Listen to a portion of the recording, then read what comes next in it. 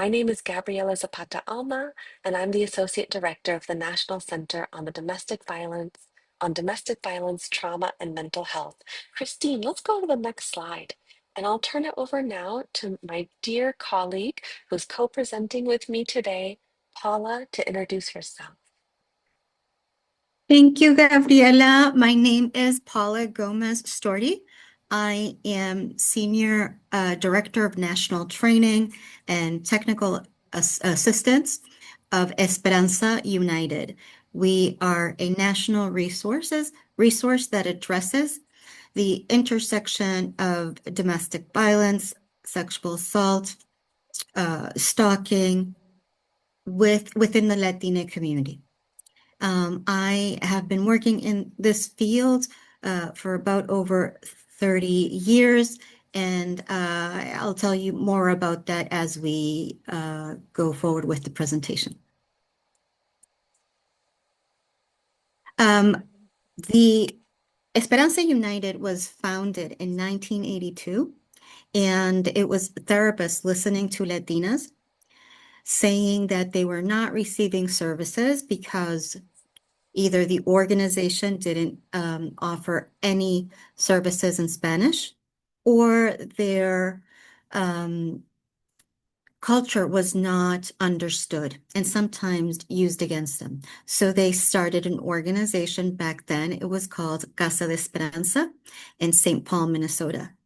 And today, as mentioned, we're a national resource where we have training and technical assistance that's what we're doing today, as well as public policy advocacy at DC, and also community-based survivor-centered research.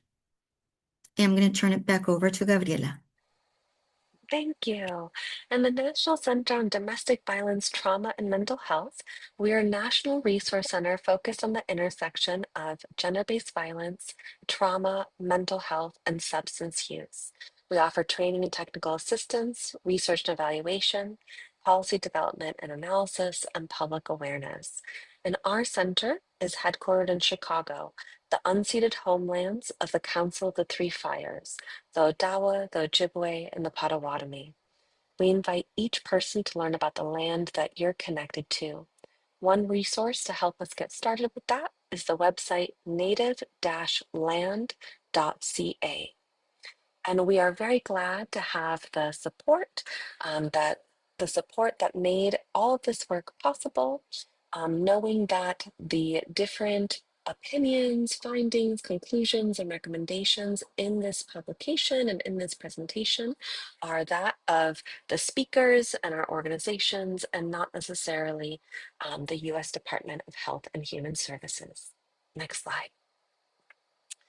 So we know that domestic violence is isolating, and that at the same time, healing happens in community, healing happens together.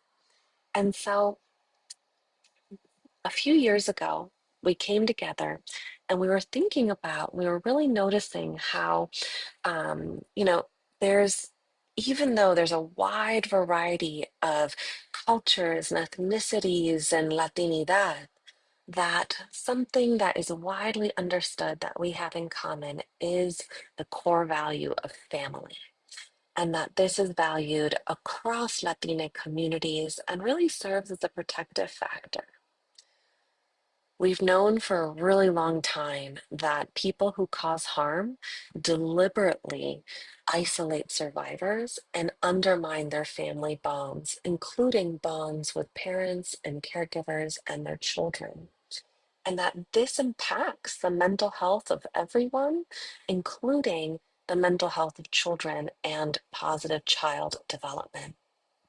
On top of that, we know that people with migration histories, whether that is, their first gen or second gen or third gen, but that people with migration histories can also experience the additional loss and isolation of arriving in a new community and not having access to the same kinds of family and community support, of social capital, of, needing to translate oneself not only across languages, but across culture.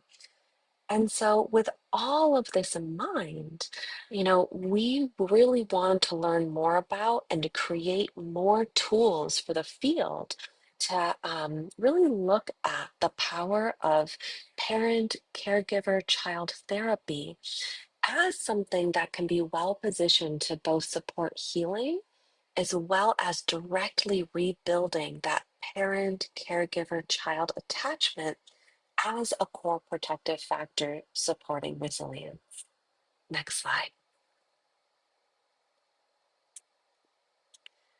And so, with that in mind, we went about a multi year process of information gathering. We worked with amazing people from across the US, all bilingual, bicultural, Latina providers working with parents, caregivers, and their children who had experienced intimate partner violence, maybe were still experiencing intimate partner violence, to learn what helped as well as what got in the way. And to be able to bring all of this information together and put it in a way that the field can use it.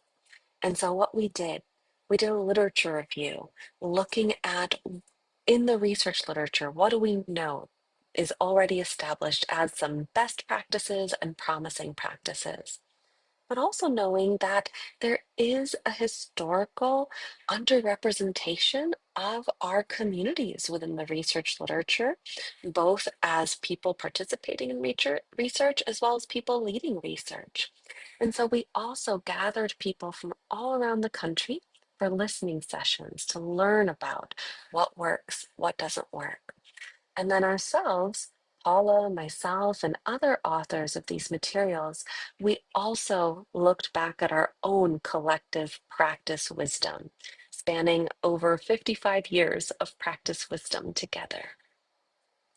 And so, with all of this, we then produced two products for the field. Next slide.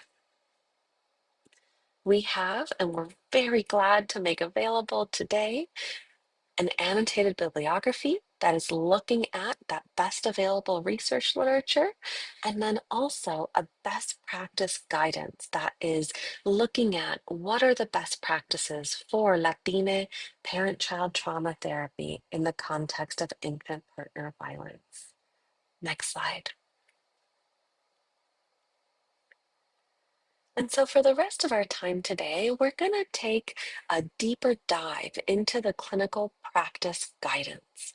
And so, this is something that can be used in mental health field as well as domestic violence advocacy field to understand what are, there's all these different potential ways we can help folks, but when we look at it all together, what are really the common best practices? This is just an overview of what you'll find in the tip sheet, and then we'll go through kind of one by one and unpack a little more. But of course, the guidance itself will have the fullest amount of information. And with that, I'll pass it over to you, Bala.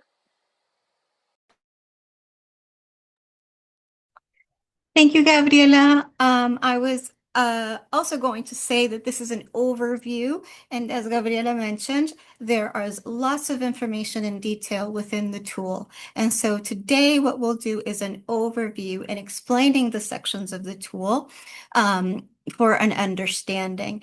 And I would just am curious if you could just give a thumbs up if you work with families in a therapeutic environment. And that could be within a community-based organization, domestic violence organization, or is it a community clinic?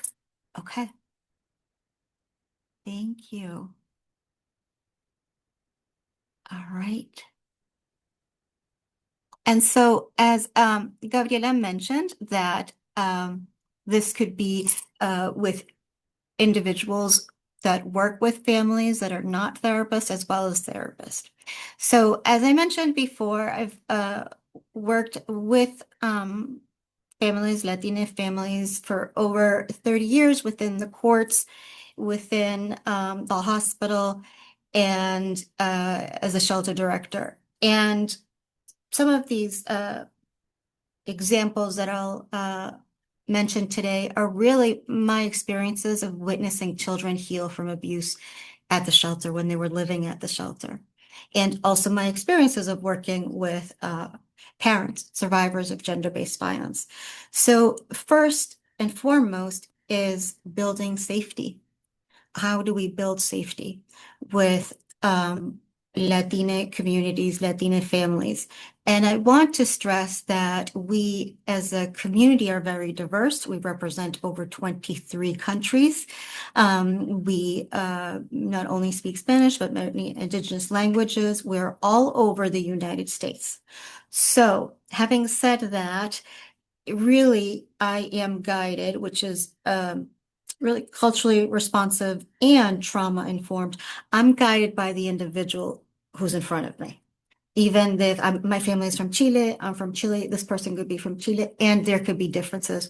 So I am guided by the person in front of me. And having said that, it is important to not assume things when someone, let's say you are providing services, if you're the person that does the intake, an individual will come or whatever the process is, if they give you a slip and say, I was referred by my doctor, I was referred by my therapist. It's really important when individuals that have been disempowered, also maybe immigrants to this country, may not understand systems and may not understand your process. It's important to first state what may be obvious to you of what does your organization do? What is it that you do? And what is taking place today? I've heard many survivors say in Spanish, they gave me this paper and I don't know why I'm here. If they have a plan with the Department of Family and Children, they told me to do this. Which one is this scary, traumatic, disoriented, and very disempowering? And so we know that knowledge is power, and it's also knowledge is a way instilling like it instills powers, but always it also gives strength. It helps me calm down if I have anxiety about meeting you the first time of, okay, this is what happens here and this is what you do. We create safety together by asking questions and being guided because what may seem safe for me may not seem safe for you and vice versa. And so even explaining my environment when working with survivors is to say, just so you know, there is a shared office. If there's a printer, someone might come in. That's not obviously ideal, but it's just an example. Within the hour, there's a loud fan noise that comes off. Don't be startled. As much information as you can give the individual about the process of what is going to happen that day and familiarize them with the environment. Once there is this sort of calming down and grounding and understanding, then we can start to build trust. We are hypervigilant, we're in stress. We're not going to be able to be grounded and really hear and assess, do I feel safe with this person? Do I feel safe here? Once that trust is, or safety rather, is created, it's an important moment for the survivor to reclaim their power by reclaiming their story. So not only with an abusive partner, but also with systems, many times we feel silenced, especially if I don't speak the language, if I don't know the system, if there are stories written about me in the police report that are not true. There is also the child DCF worker saying things about me that are not true. This is an opportunity for the individual to reclaim the story and to say, without shame and without fear, this is what I've been experiencing. This is why I haven't been able to sleep. or this is what my child has been experiencing, or what my child disclosed in school. This is what's been happening before I came to this country with my child. And so there are many organizations, many individuals that might hear this individual, the survivor, at one point where there's information gathering, right? In order to provide services, I need information, and based on the information that I receive, then I give you my services. So for all of those reasons, it's very disempowering. And this is the one moment that the individual can sit and reflect and tell their story, how it happened, and how they experienced it. So I'm going to get some water. If I am hypervigilant on being safe, creating safety for my child, and checking every single move that my partner does for my safety, there is a disconnect of my own individuality. There's no room, there's no space to reflect. What is it that I want? What is it that I like? What is it that my plan is if I'm in constant fear and also hypervigilant, and not only my relationship, but my immigration status, maybe the lack of resources. I may be in survival. As immigrants, there's a focus on not only my survival, but the dependency that others may have on me. If I am still responsible, I may have a child here and a child in my country of origin that I have to send money to because my mother is taking care of my child. There are all of these pressures, and also it is a time to be, for the first time, empowered with someone that can listen, where I don't have the responsibility of caretaking. And in that, as we are culturally responsive, is to also be able to reclaim traditions of healing. Now, in order to do that, in order for me to feel that I can introduce my traditions of healing, there has to be some foundational trust.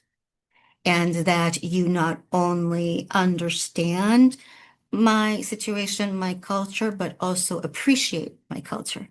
And that you've given me some clues in our conversation of what you said, how you reacted, what is on the walls, what's the picture on your desk. You give me some clues that it is okay for me to mention those traditions. And when that happens, it is a time of honor, to honor that. When an individual shares with me what those experiences are, they're very intimate and they're very important from generations to generations. And that now this individual is teaching me, telling me how they are, and it's my opportunity to learn and then also ask, what about those traditions would you like to incorporate here? Next slide, please. And I'm not looking at the chat. Are there any questions at all? None? Okay. All right, good. So spirituality. There has, my experience has been, thumbs up if this has ever happened to you, or if you've experienced it, is that when working with institutions of care, whether it's with therapy or multi-services, within the institution, there's this separation of religion and state that we almost like, people say, we don't talk about politics and we don't talk about religion, sort of like those are taboos that if we start talking about it, there's going to be controversy.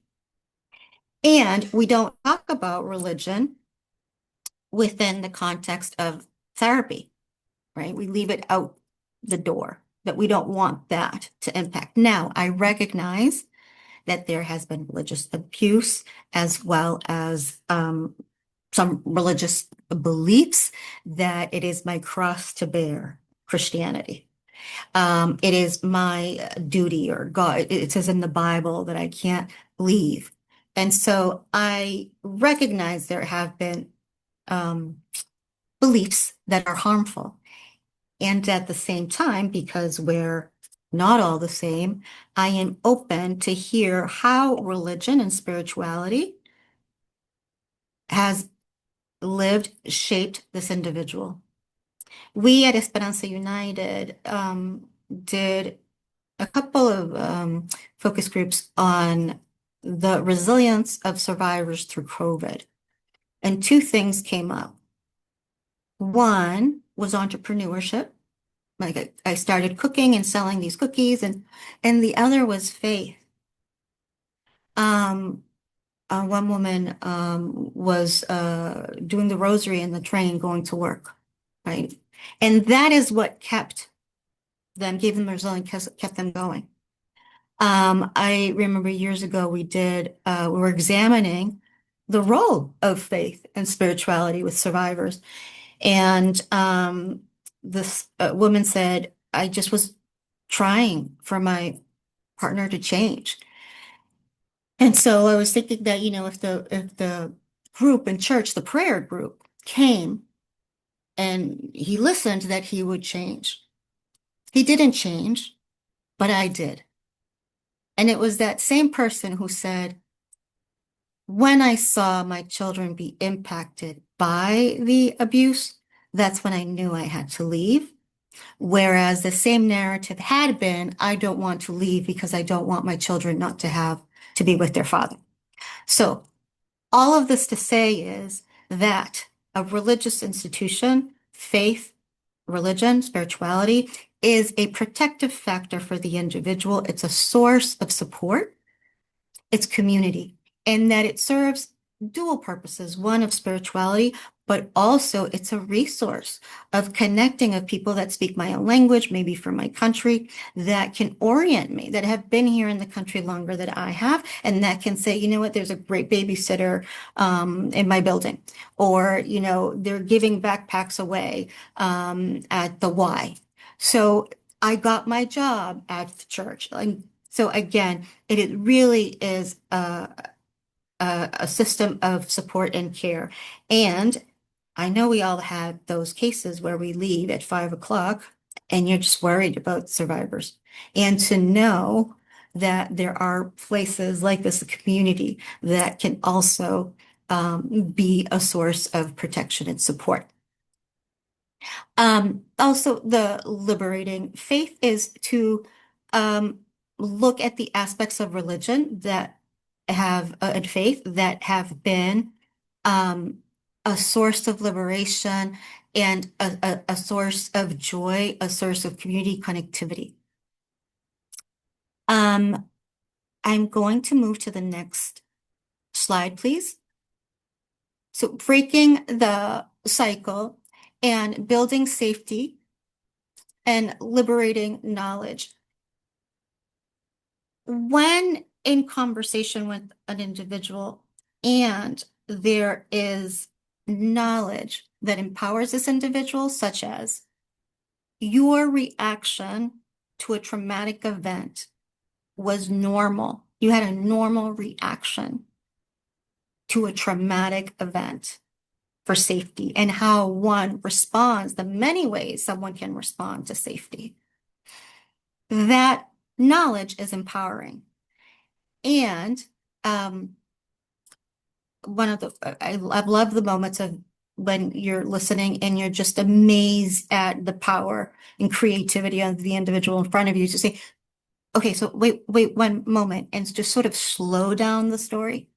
So you mean that with all that happening, you were able to remember the phone number, call, and in English say this, and that's how you got that.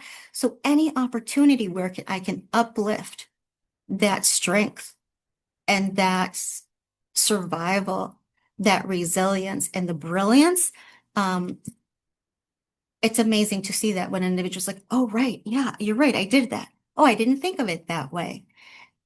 Also, we're in survival mode, and we're not often, if we're isolated, hearing how wonderful we are every single day. And so we may also dismiss our strengths and accomplishments.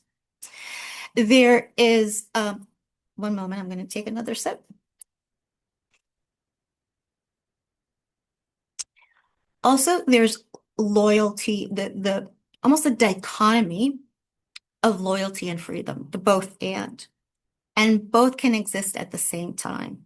So I know I have to move a little quicker with purposes of time, but with loyalty and freedom, I'll just go back to the example that I just said. I'm concerned about leaving because the loyalty to my partner and also my children will not have their parent with them. And also, it feels good when I'm not in the house and I'm able to just think. Both and can exist at the same time. And because also culturally, the Latina community is a group-oriented culture, we heal in relationships. We know healing is within relationship, and that relationship is beyond our institutions, and it's also within our families, within our communities, in churches, within our friends, and with all children, and heal simultaneously. Next slide, please. Okay. So some intervention between there's the environmental and also the relational. And sorry, I am seeing pop-ups, but I'm not reading them. Anything that I need to respond to, Gabriela? No. Okay. As I mentioned earlier, when I said, what are some ways that you can create safety in and empowerment is creating within the hour that they're with you an environment of empowerment, such as that I take the lead. I can ask you, what do you want to do today? Do you want to read the stories, or do you want to play with the Play-Doh? Do you want to do the blocks? And it's a place in which there is no shame, and that these stories that cause me shame or embarrassment, I am able to say them without worrying and not to be judged. And that in the conversation and when I'm telling my story, that the healing is interwoven, as I mentioned, similarly, is to pause and say, that was really wonderful what you just did. In those conversations that we have moments of healing and strength and intergenerational. And so my healing impacts the healing of my children and my healing with my parents. And there is the collective joy that we create moments of joy, and those moments of joy can exist in our session as well. Next slide. And I believe I turn it over to Gabriela. Is it 14? Oh, no, it's not. So sorry. So this is a indigenous language, the La Chek Ala Kin, which means you are my other me. And that we are interconnected, right? And I am connected to you, and we're all our well-being is interconnected. So how bilingual, bicultural Latina therapists and and advocates, providers have a lot to bear. And in that, you're a bridge. You're understanding the lived experience of the survivor, and also you're navigating all these rigid systems and policies. And that this is an opportunity to bring the stories with confidentiality of survivors to really inform a system of how this role, this policy is really harming and sometimes re-traumatizing families. And so within our role supporting families, we could also be agents of change. I'm going to pass it over to Gabriela. Perfect. Thank you so much, Paula. Um, so next slide. So, in addition to all the best practices within that therapy room, we also offered that information that we collected from all those different sources, including our own experience, on what are some barriers that we also need to attend to. And so the barriers that were the top barriers within the therapy room were understanding distrust and therapist invalidations. So, with understanding distrust, here it's understanding that, a person not trusting us is actually protective for them. And that our focus is on providing a trustworthy service and experience for the person. And that distrust is something that is really natural when we've been harmed, when we've been harmed by our intimate partner, when we've been harmed by different systems. And that, like I said, it is a protective response.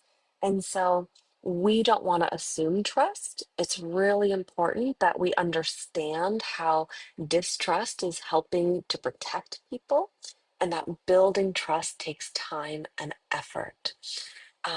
And to be ready to name some of the harms that people may experience in the room with us and be ready to work towards repair because we're human too. And there are times that we're going to behave in a way that damages trust. We may have said we're going to call and follow up on something and then we forgot. Or we may have said one thing and it got misunderstood and then that's damaged trust. And so we need to be aware of that and create an environment where people can name that with us and that we're ready to name our own shortcomings and to repair trust. And then therapist invalidations. So there are ways in which, as the service provider, we may, without even realizing it, we may overlook or minimize or dismiss families' lived experiences, their preferences, or their perspectives. Even just the way that someone may describe what they're experiencing, and then we might put it into more of a clinical language and for some people, that's going to be very clarifying, and they're going to go, oh my gosh, that makes so much sense. And for somebody else, they might actually feel like that was really invalidating and that we didn't actually hear them in that moment. And so we want to be aware of how we may be, without even realizing it, invalidating families' experiences, because that experience of invalidation can really mirror some of the interpersonal and systemic harm and the marginalization that they're already experiencing outside of the therapy room. And so there's a lot of ways that we can counteract this, and the guidance has a lot more details. But for example, there may be therapeutic practices or theories that really elevates the therapist expertise as somehow more valuable than the community members' lived experience. And so just as we learn, we also may need to unlearn some of those things in ways that we were trained in. And instead, be sure that we're really using a strengths-based and empowerment-based approach, both in our practice and uh, in our clinical theory as well. But it's really rooted in mutuality and in partnership.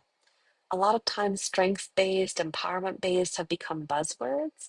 And so we need to slow down and really think critically about how are we actually being strengths-based? How are we actually being empowerment-based? From the smallest interactions to the larger picture. And an important part here is going to be engaging in our own reflective practice and in our own mind, body, spirit practices to support our own therapeutic presence, our self awareness, and our ability to really connect empathically with others.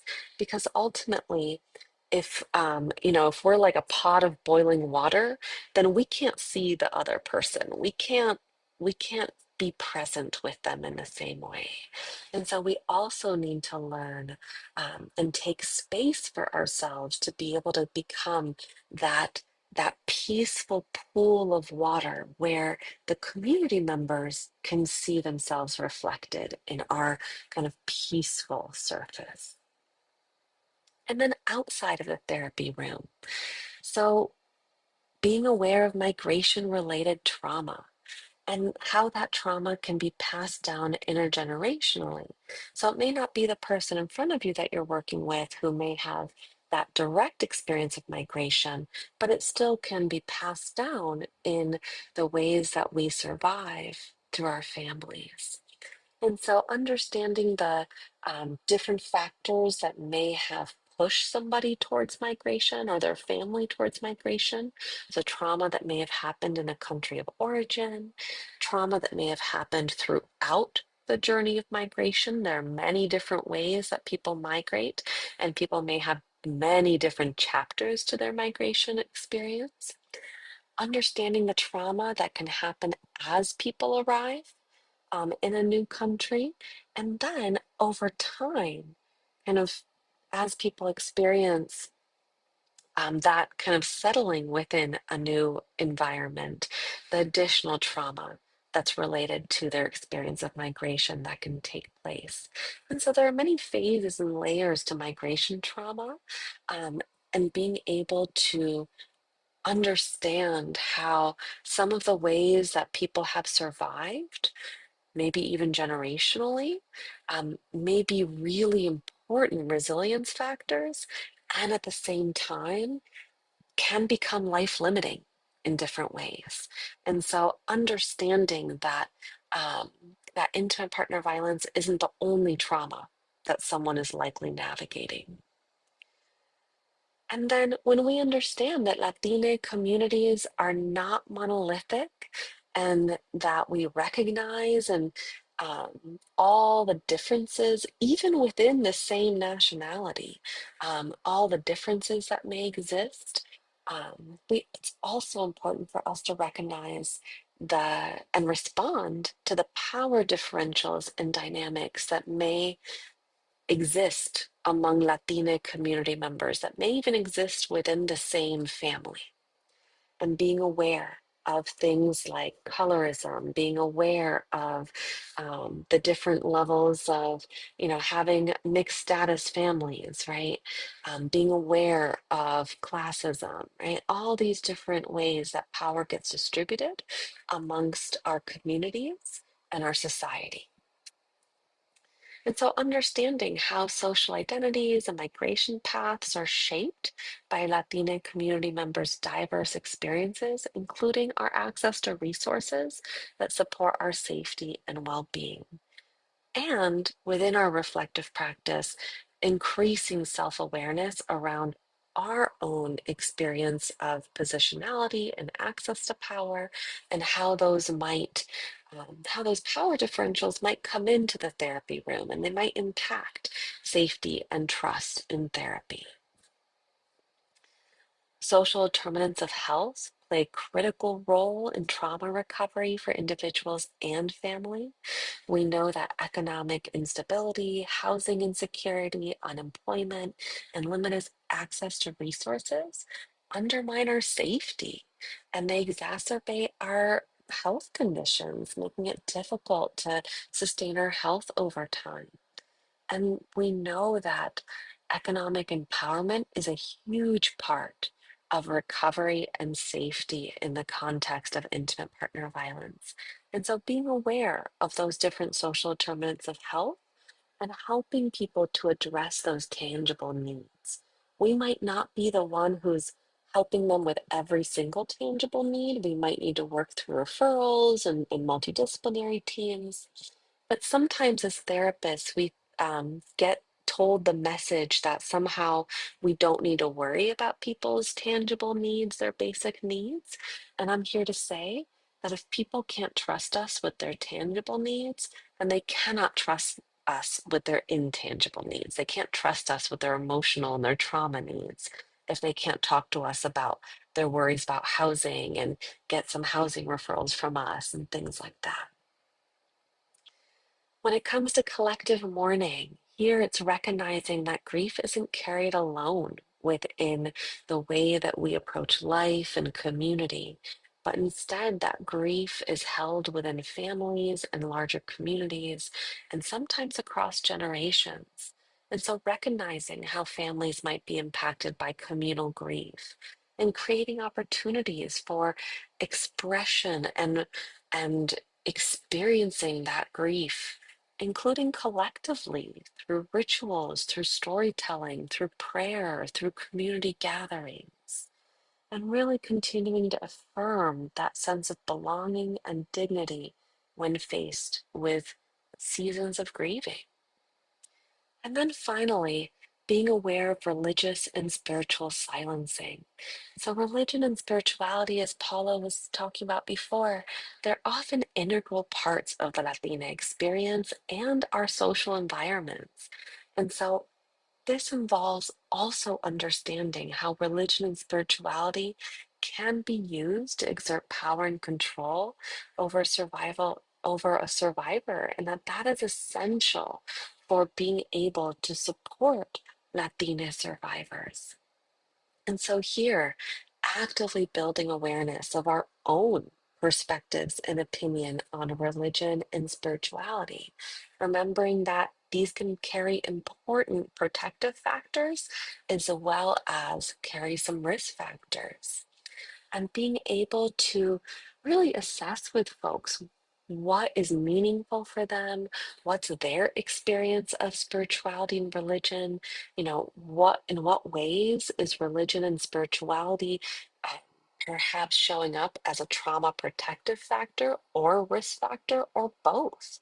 Very often, these are complex realities that people are really navigating both. And recognizing how a partner or ex-partner who uses power and control might use religious or spiritual teachings to rationalize the abuse or try to entrap survivors in relationships. And so here, this is a part of, there's so much more we could say just about this one topic. And so it's important to seek more information and more resources so that when this is showing up, we're ready. We're ready to support Latina survivors and their children navigating this. Next slide. And so here we really want to hear from you. What are some things that you're taking away from what you've heard today? As well as what are some things that you'd like to learn more about, that you'd like more training and resources on when it comes to this topic?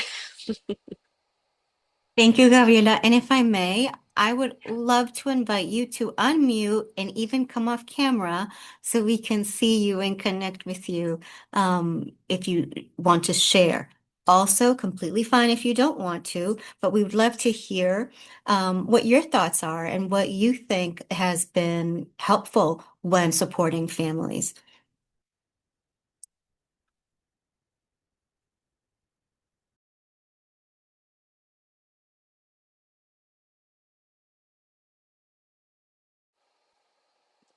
So I'm seeing in the chat, really listening is key to communicate directly to the needs of the person in front of us. Yes.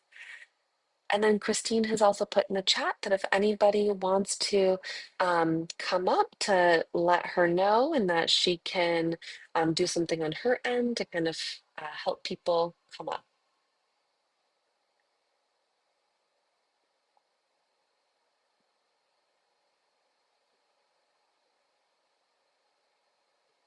Gabriela, while we're waiting, a couple of things came up as I was listening to you um, and just reflecting. And um, I was thinking of often the judgment that mothers receive. And I have especially heard the judgment of immigrant mothers. Yeah, but understanding that culture and religious differences can play a big role on how a client navigates and accepts care and resources. Absolutely. Absolutely. Um, Along with that, I would say is a lived reality. And so I've heard many times providers say, uh, that the mother really doesn't care about the child if the mother left a child back in the country of origin. So understanding the reasons why someone might leave everything behind, even their own children, for survival, and understanding that immigrant experience of then coming to a country that you don't know the language, you don't know how to navigate it, and that the most loving thing was to leave a child with at the country of origin with family, as opposed to being in a country here alone without their family, language, friend, neighborhood. Everything they've known would be disruptive.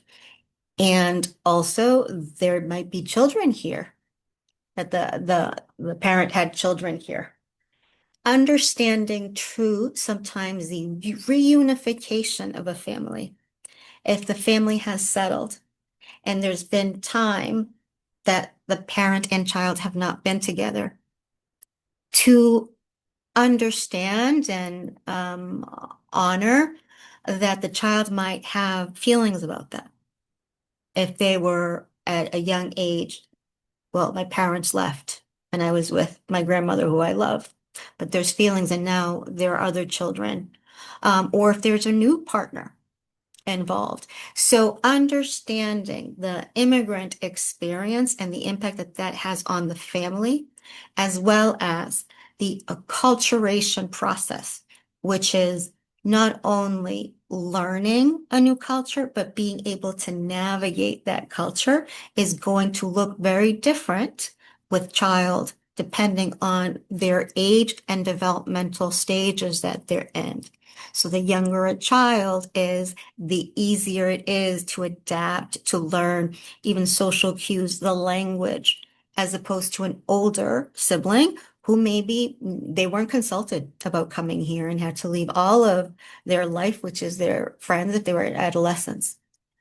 All of those realities impact how trauma was lived and experienced, and how each member of the family has experienced the abuse and interfaces with an institution that is there to help. So we are talking about both trauma informed and culturally responsive, which is, again, we ask questions and are guided by the realities of the individuals we are supporting. Gabriela, did you want to add anything? No, I think at this point, just opening it up for questions would be great. And Christine, you can share our slides that have our like contact information on them while we take these questions.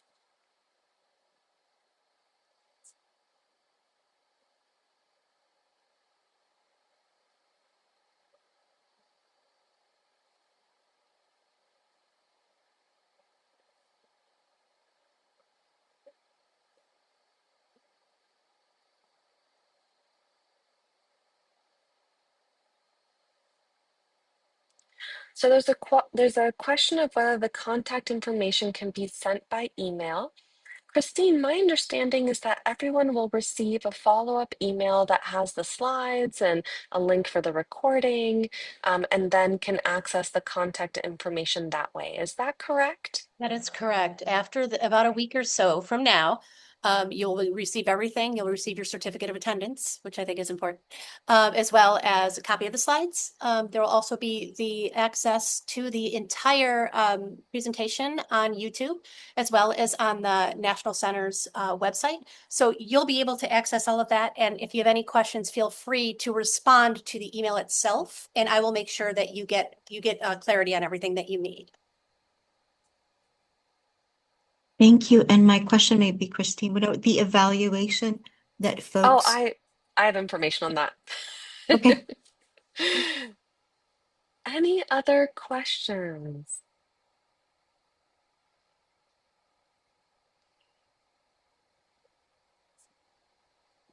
Well, the two resources that we named, the annotated bibliography and the clinical guidance, they are available on both of our websites. So they're live. You can find them now on both of our websites.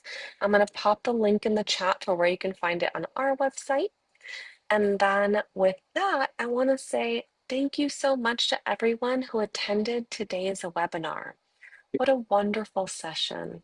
Many thanks to Paula and Esperanza United. Many thanks to our interpreters, and many thanks to the NCDV TMH team. There will be a survey link provided in the chat. Please go ahead and click on that and let us know what worked and how we did today.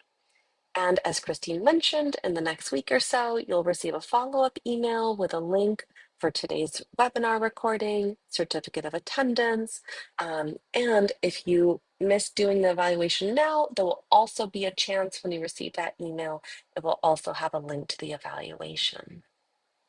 I want to say thank you so much, everyone. We hope you have a lovely afternoon. Thank you, everyone.